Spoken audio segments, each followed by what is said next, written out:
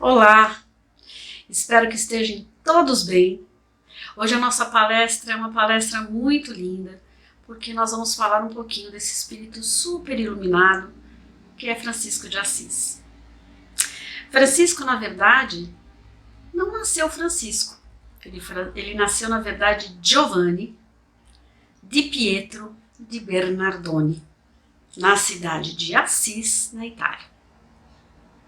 Ele foi batizado pelo nome de Giovanni porque quando ele nasceu, em 5 de julho, dia do nascimento dele, de 1181, uns dizem que foi 1181, outros dizem que foi 1182.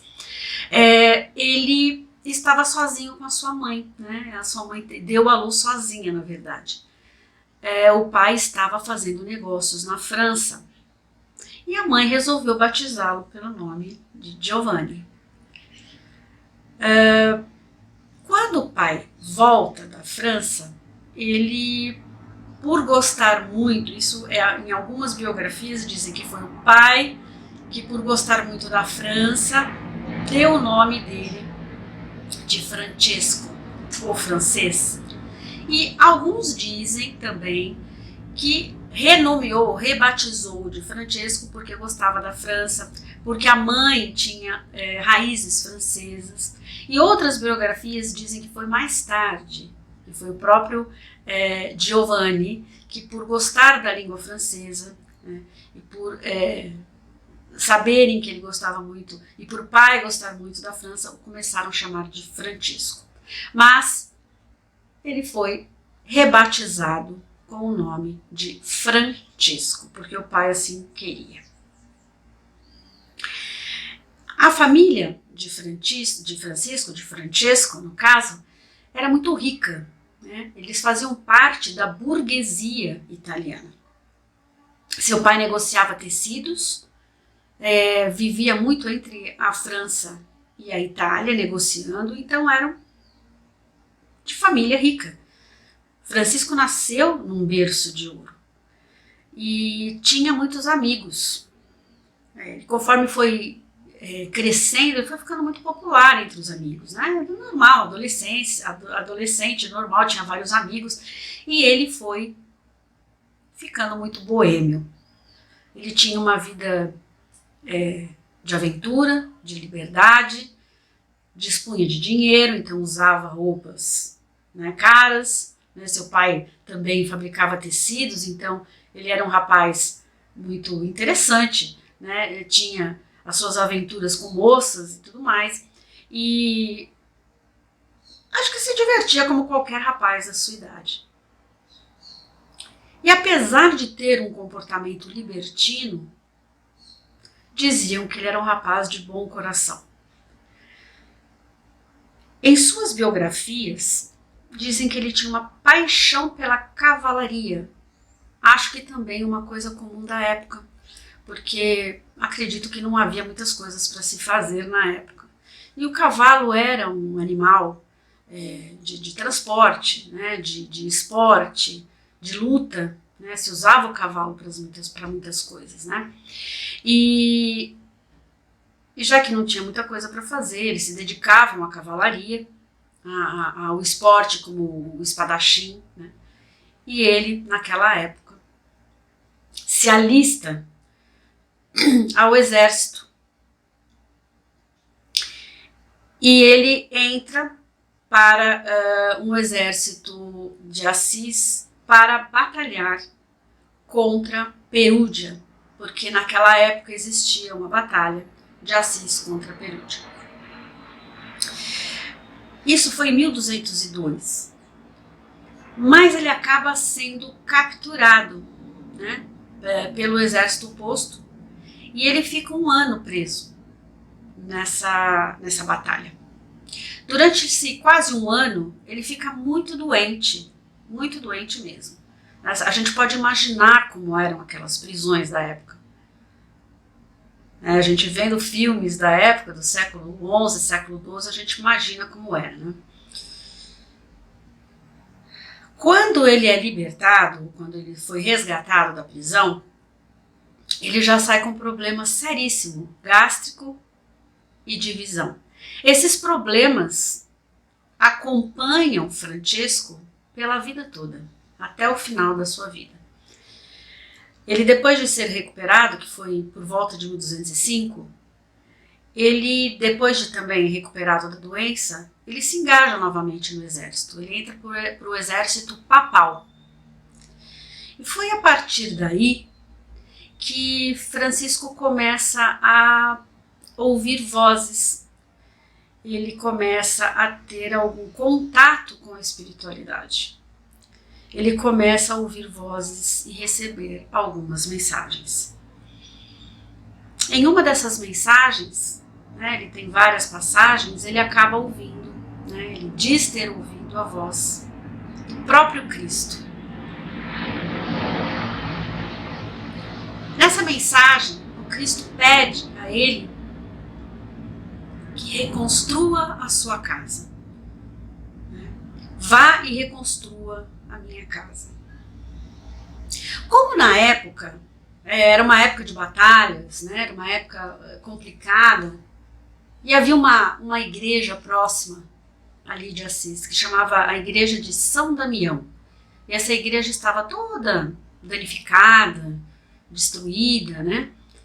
Francisco acha que é para reconstruir aquela igreja.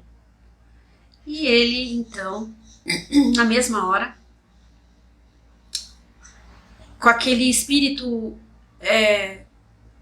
aventureiro dele que ele tinha, né, mas com aquela vontade de ajudar, né, Jesus, ajudar o Pai naquela missão que lhe foi dada através daquela mensagem, ele volta para casa, né, porque qual que era a fonte de renda dele? Como é que ele poderia ajudar? É com o dinheiro que o pai tinha. Então ele pega alguns tecidos, ele começa a vender pela cidade, ele arrecada alguns fundos e ele vai, compra o material, pega algumas pedras e começa a reconstruir a igreja de São Damião. Porque para ele era essa a missão que foi dada. Por conta desse ato de rebeldia e de desobediência, né, o pai acaba ficando furioso com ele, furioso, e acaba batendo nele, né, prendendo ele no sótão da casa, né, o machucando, e não entende, na verdade, aquela missão que foi dada a ele. A mãe, com muita pena dele e também muito religiosa que era, né, acaba soltando Francisco, né, dias depois.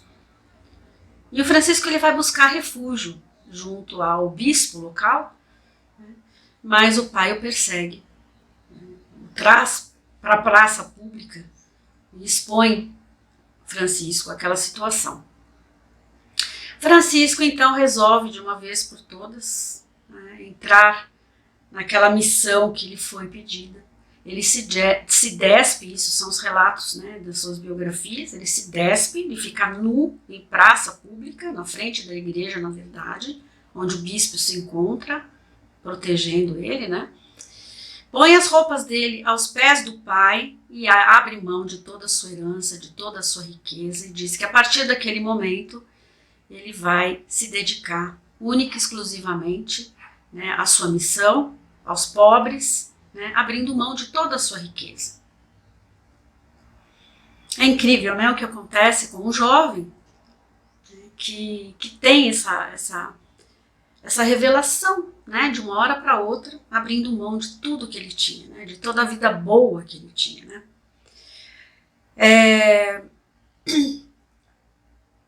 Ele então passa, o bispo, vendo aquela atitude dele, passa a protegê-lo, né, pelo resto da vida, ele protege ele até o final. Ele reconstrói não só a igreja de São Damião, mas também a igreja de São Pedro e uma igreja chamada Porciúncula, que, segundo relatos, era a que ele mais amava. Foi nascendo assim. Primeiro, o despojar de tudo que era material, né? E depois o amor pelas causas nobres. O amor aos pobres, aos doentes, e aos menos favorecidos. Foi assim que Francesco percebe a diferença brutal que existia entre a classe apoiada pela igreja, né? A igreja apoiava, logicamente, esses mais ricos e mais favorecidos, e os pobres, né? Os que não tinham recurso nem apoio de ninguém. Francesco percebe essa diferença brutal, essa injustiça social, né? E abre mão de tudo aquilo que favorecia e passa a ajudar essas pessoas que vivem na pobreza, na doença. E começa rapidamente a dar conta, na verdade, que aquela mensagem que ele recebeu lá da cruz da igreja, uma vez que ele estava ali rezando, não queria dizer muito bem aquela mensagem que ele entendeu. Aquela mensagem que ele ouviu do Cristo, vá e reconstrua minha casa, era uma forma figurada. Era, na verdade, uma reconstrução moral. Era uma reconstrução muito mais espiritual, muito mais no sentido figurado do que naquele sentido material. E ele simplesmente passa a se engajar, né, com muita humildade, né, e abnegação ao amor ao próximo, né, e ele pega e leva muito mais a sério essa missão. E ele pega e vai até Roma, ele junta todos os seus seguidores, né, que já tem alguns em busca desse mesmo propósito, vai até Roma para conversar com o Papa, porque ele quer o apoio da igreja para essa pregação. Ele não quer fazer isso sem o apoio da igreja. E quando ele chega em Roma, ele não é bem recebido, né, porque eles estão mal trajados, eles estão sujos, né, eles vivem de pedir dinheiro e de pedir comida na cidade. Eles não têm posses. Como é que eles vivem? Eles vivem de mendigar. E lá eles são ridicularizados, eles são colocados para fora, expulsos, né? Mas mesmo assim ele consegue ser ouvido pelo Papa, que na época era o Inocêncio III. Papa Inocêncio III. E ele ouvido pelo Papa, dizem, né, algumas biografias, que o Papa o ouve porque dias antes, esse Papa sonhou com um monge o ajudando, porque a igreja papal, né, havia sido desmoronada. E esse monge, né, o ajudava a que não caísse a igreja. E ele identificou esse monge na figura de Francisco, e pede para que eles voltem, né, para que ele ouça o que essa figura franzinha, sujo, pobre, tem para dizer. E diz que Francisco expõe a sua ideia, né, a sua vontade de pregar, sem fins lucrativos, sem dinheiro, simplesmente pela sua humildade, ajudando aqueles menos favorecidos. Ele pede para que o Papa autorize. E o Papa, que foi muito importante, Inocêncio III, para a igreja, porque foi um homem que combateu, por exemplo, o concubinato. Ele também combateu a compra e venda de funções e cargos religiosos. Ele foi um homem muito inteligente, porque ele estudou muito, né, estudou em Sorbonne. Ele era um homem muito Ele foi um papa muito importante para a igreja. E ele ouviu tudo o que Francisco tinha a dizer. E ele ficou sensibilizado pela simplicidade, pela humildade de Francisco. Isso está em suas biografias e algumas dizem até que o Papa chegou a beijar seus pés. E autoriza a sua ordem. Francisco então volta para Assis e passa a pregar junto à população local e aos arredores de Assis, com seus companheiros franciscanos, aí sim, com sua ordem franciscana. Criando a sua ordem franciscana de forma mais simples e humilde possível, ele vive de doações, ajudando os pobres e os doentes. Ele teve uma função muito honrosa e muito bonita junto aos leprosos. Esses leprosos eles eram obrigados a viver nos arredores da cidade, principalmente nos matos, aos arredores da cidade, com sinos, porque eles não poderiam se aproximar da cidade, então eles amarravam sinos neles, olha que coisa absurda, né? Porque eles não podiam se aproximar. E Francisco, junto com seus companheiros, levavam comida que arrecadavam da população, banhavam, davam banho nessa população de doentes, né? E cuidava deles. E foi com a ajuda de Clara. Clara foi uma amiga muito querida de Francisco, que ajudou muito, né?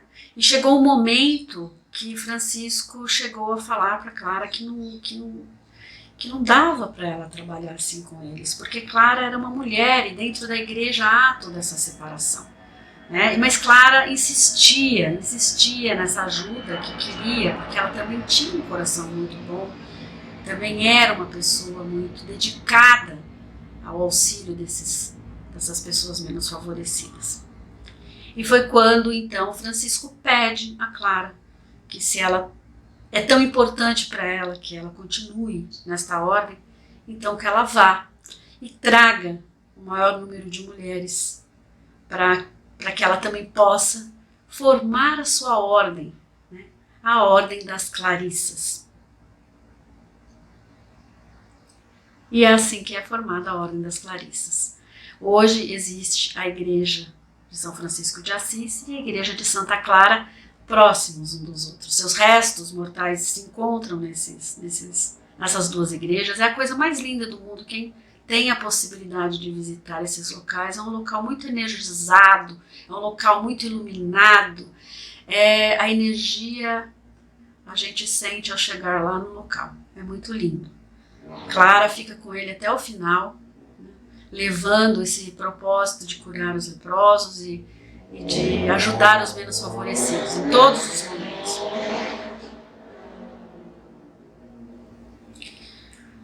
Francisco foi chamado de protetor dos animais, né, pela Igreja Católica, é o patrono dos animais, né, e também o protetor da natureza. A gente sabe que ele tinha uma comunicação especial com esses serzinhos de luz. A gente sabe que por onde ele passava, ele se comunicava com os animais, com os pássaros, com os peixes. Ele tinha essa energia e esse poder de comunicação. Por isso, a proteção dos animais.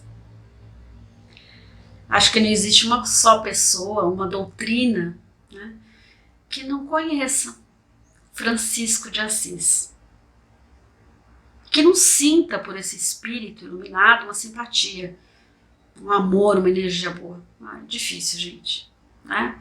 Eu acho que quem tem conhecimento, quem se interessa por esse assunto, né, de luz, conhece Francisco. Ele foi o homem encarnado que mais se aproximou aos costumes e à moral de Jesus. Enquanto ser vivente nesse planeta, eu acho que ele foi o homem mais humilde, mais simples, que abriu mão. Quem que abre mão, gente? Do conforto, da riqueza, né, para viver do jeito que Francisco viveu. Ele sim foi o homem que mais se aproximou da forma de vida do nosso Mestre Jesus, né? Ele deixa lições, exemplos para serem seguidos, ou pelo menos para nos colocar a pensar, né? Ele tem que nos inspirar cada dia que passa e que a gente vê essas indiferenças da vida, a gente tem que pelo menos pensar no que ele fez. Francisco morreu assistido pelos seus discípulos em Assis, na Itália, no dia 3 de outubro de 1226, com apenas 44 anos, 45 ou 44, mas novo, sem posses, pobre, muito doente, praticamente cego, e dizem que ele adquiriu a lepra. Alguns alegam que ele era estigmatizado, né? E o estigmatizado, a pessoa estigmatizada é aquela que leva as marcas das chagas de Jesus, ou as marcas onde Jesus foi pregado na cruz. E a gente, quando entra na igreja de Francisco, a gente vê, tem um museuzinho lá, a gente vê as botinhas que eles usavam, que eram saquinhos, porque durante o verão não, eles andavam todos descalços, mas durante o inverno, que era muito frio, eles usavam saquinhos de estopa, né? Muito pobres, eles eram muito pobres. E usavam umas botinhas em formas de saco, e a gente vê lá no museu esses saquinhos, né? Então, ele escondia, né? Nos últimos dias da vida dele, ele escondia, ninguém sabia. Souberam dessas marcas, das chagas, quando o despiram para seu funeral. Então dizem, né, em algumas biografias, que ele foi estigmatizado. Ele foi canonizado pela igreja apenas 2 anos depois da sua morte, pelo Papa Gregório IX. Para nós espíritas, ele é um espírito de grande elevação espiritual. Com certeza ele já se encontra com os espíritos superiores, em missões lindíssimas pelo mundo. Eu não tenho nem o mínimo de dúvida disso. Eu não posso finalizar essa palestra, em hipótese alguma, né? Não dá para terminar essa palestra sem dizer a sua prece, a oração que ele deixou, que mostra o homem simples, humilde e, acima de tudo, resignado. Resignação, eu acho que é a palavra de Francisco. Senhor, fazei de mim um instrumento da vossa paz. Onde houver ódio, que eu leve o amor. Onde houver ofensa, que eu leve o perdão. Onde houver discórdia, que eu leve a união. Onde houver dúvida, que eu leve a fé. Onde houver erro, que eu leve a verdade. E onde houver desespero, que eu leve a esperança. Onde houver tristeza, que eu leve alegria. E onde houver trevas, que eu leve luz. Ó Mestre, fazei que eu procure mais compreender do que ser compreendido, consolar do que ser consolado, amar do que ser amado, pois é dando que se recebe, é perdoando que se é perdoado, e é morrendo que se vive a vida eterna. Sábio Francisco de Assis, que já dizia para nós que a vida não acaba aqui. Obrigada, Francisco, por ter nos deixado uma lição tão linda. Que Deus aumente a sua luz, a sua força eternamente e nos perdoe por ser tão ignorantes a ponto de não conseguir abrir mão de tudo isso como tu fizeste. nos proteja e nos ampare como Espírito iluminado todos os dias das nossas vidas. Que assim seja. Graças a Deus.